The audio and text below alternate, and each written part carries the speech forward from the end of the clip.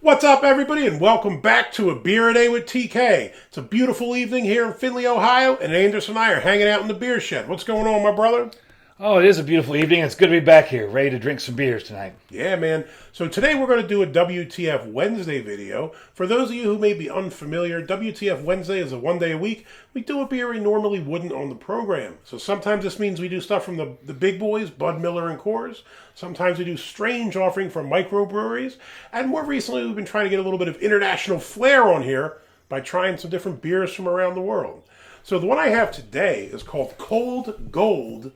And this is from, I think it's Habesha Breweries in Addis, Ababa, Ethiopia. So I've never had an Ethiopian beer. How about you? I can't say that I have. I mean, maybe in some... I've had very few African beers in general. I guess I've had Tusker, you see, around from time to time, which is from Kenya? Is that Kenya or Nigeria? I mean, maybe we've picked up some weird Ethiopian beer up at the Super Liquor 4. Maybe. I don't remember. This one's kind of neat. It's got the, you can see the little logo there. It's got something written in Amharic, which is the Ethiopian script, which obviously I can't read. But it says something or other, Habesha, beer, cold gold. And it has a little logo here of a dude with an afro who was also on the bottle cap here. So it's quite unique bottle cap. Unfortunately, this isn't a true Ethiopian beer. Yeah, where did we have the other one was like that? It was the Haitian beer that said it was brewed somewhere else. Right, but Haiti had the excuse of there was that horrible hurricane destroyed everything. This says that it's brewed in Holland by Bavaria. And I've had some Bavaria beers. They're kind of crap. They're like cheap German beers or Dutch beers or whatever the heck they are. Do they do some of the Aldi beers or something? They sell them you know who does them? If you go to Meyer here, and you go down the international aisle, they'll have some ones, the non-alcoholic ones by Bavaria. And I remember I had some of those in England. I think that was one of the ones where I thought it was a regular beer, and I bought it and bought stuff to make a sandwich and came back and realized I'd bamboozled myself and accidentally purchased an NA beer. But the non-alcoholic Eurolagers are garbage anyways. The alcoholic Eurolagers are garbage generally, but I'm guessing that's what this is going to be, just kind of like a Eurolager. I think when we looked it up on Untappd, it said it was a pale lager, which to me says Eurolager. Now, you may notice on our table, there are no jam jars. There's not even an iconic plastic cup. But what we do have are these nice Rosie's Wine House glasses that Anderson picked up. I believe these are wine glasses, we've decided. But they will work, and if they get broken, so be it. $7 a pop, who cares? So be it. So these are our glasses for out here right now. All right, so let's give this a shot. Now, what's interesting, when you look this up on Untappd, I think it said it was 4.8%, and this one was 5. Yes. But on this one, it says 5%, 17 IBUs. Ratings does surprisingly well. Oh, I suppose I should give you this. That would be helpful. 3.06 on Untappd, 3.38 on Beer Advocate. Although Beer Advocate was a very small sample size, there was only 30 ratings. Still shocked me for a 3.38 on Beer Advocate. They're tough, man. They're tough to do that. I got that off without doing too much damage to the crown. That's why I like those. This here, the little church key, the paint opener. You can usually get them off without messing up the cap too bad. You get maybe a little bit of a mark around the edge, but that's about it. I'll save this for I have giant pretzel containers. You know, you get the hard pretzels filled with bottle caps. I don't know what I'm going to do with them. One day I'm going to die, and it's going to be like a Hoarders episode. My kids will come into the house. It's just going to be baseball cards and empty beer bottles and nonsense. Mountains of silver coins. Idiocy. Mountains of empty beer bottles and cans for sure. So, like I said, 306 on Tap, 338 on Beer Advocate with an 80 good rating for the aggregate one. Again, a bit of a shock. Surprising. Yeah. So if we hold this up to the light, we have our Brew HQ chart. I hear Don has been throwing some shade at my Brew HQ chart and said that I should laminate this. I would, but this would probably destroy the lamination machine, dude. It's in rough shape. You should still laminate it as a keepsake. Do you know, like when you try to make a copy, but your paper's all janked, and you put it in and it eats your paper and jams the machine? That's what I envision happening. And at this point, I've grown quite close to this. I have some notes on the back and random nonsense. I think I've spilled enough beers on it that the colors are blurring, but I like it. It's mine.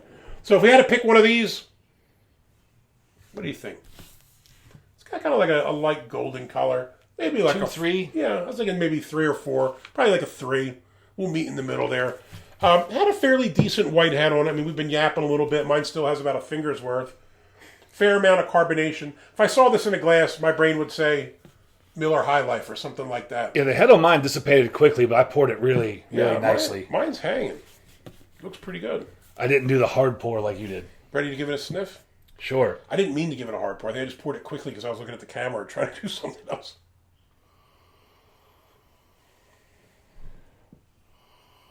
Now, some of the reviews said this smelled skunky to them at first. I don't think ours smells skunky, though. But then they said after it had a chance to off-gas. I think my dog off-gasses in the house every 7 minutes, dude. That is a little more of a minerally grainy smell. I think I don't get the skunk at all. No, I get maybe a grainy, grassy kind of thing, but that's probably about it. Yeah, surprisingly for a Eurolager that who knows where all it traveled to before it got to us. Yeah. I mean, at least it's in a brown bottle, but I don't get any skunky smell whatsoever. No, I mean, it's not a very strong scent in general. No. It's just kind of light grainy, maybe light grassy. That's it. Just kind of there. Yeah. Like you'd expect. Yeah, I mean, it's a Eurolager. I'm not expecting... Did we see a date on this anywhere? Shattering beer. I don't think I saw a date anywhere. Oh, this is only 11.2 ounces. Then, I mean, the Euro ones always are, aren't Yeah. they? They're always a bit short. What is that, like 350 mil? Yeah, whatever, 333 or something. 333. Whatever the heck it is, yeah. It's slightly less than a 12-ounce can we would get here. No, I don't see a date on it anywhere. I don't see a noticeable date. I think that these are pretty new, though, because I've seen a couple start popping up in the U.S., so, I mean, obviously they're recently importing them. But with it not giving us any skunky smell, I'm thinking maybe it's pretty fresh. I would think so. I know that these popped up. I saw this show up on the, I picked these up in Bowling Green at BG Beverage. And BG Beverage, like a lot of beer shops now, will have on their Facebook page, like, the new stuff that come in, and then when you first come in the door, they'll have a shelf with all the new stuff so you can see it. So I know this came in, and I think it picked it up like a day or two after it came in, so it's got to be relatively new. Let's give it a shot, my friend. Cheers. Cheers.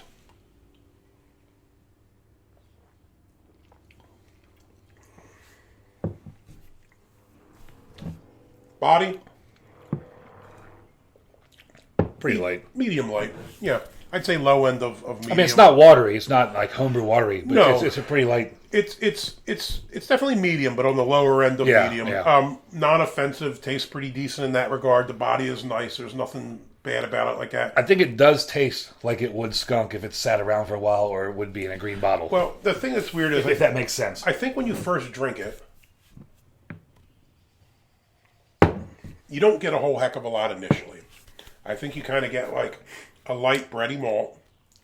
Then it kind of fades. But once you drink it, you kind of get like an aftertaste, which is a little bit funky and a little bit weird. And I don't know. I was assuming this was made with adjuncts. I don't know if it's made with corn, because it doesn't really give me that corn sweetness. No. So maybe not corn.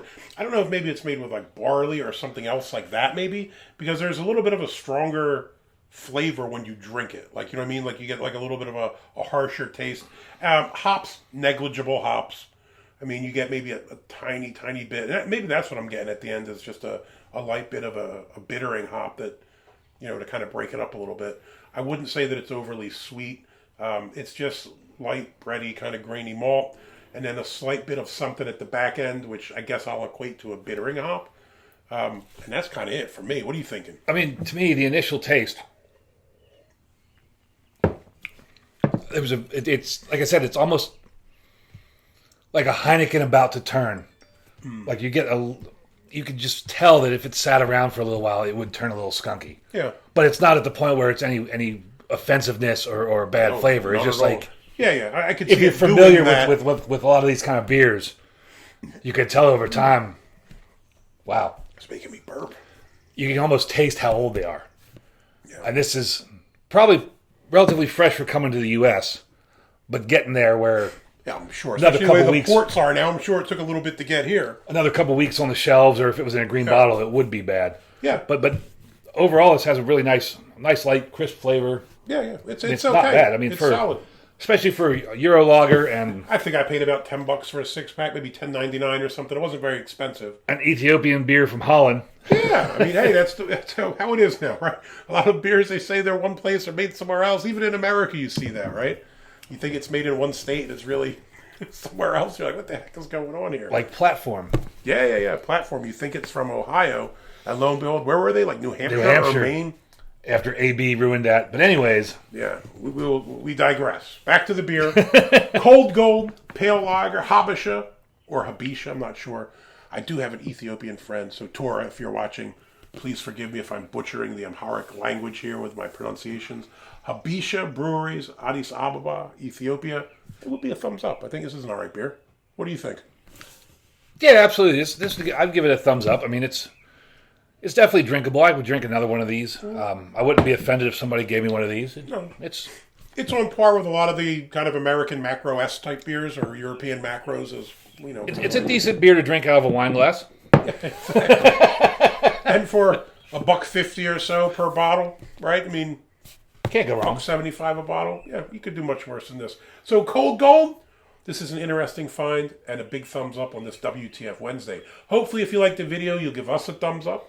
And if you want to see more videos like this, please hit subscribe. As always, got any comments or questions, jump in down below. Has Cold Gold showed up on the shelves near you? Every time I say that, I think of rolled gold, like those pretzels. And in my brain it says, some pretzels. That would be nice to have some Cold Gold with some rolled gold. But if you've seen this one, let me know what you think about it down below. Hey, till next time. Cheers.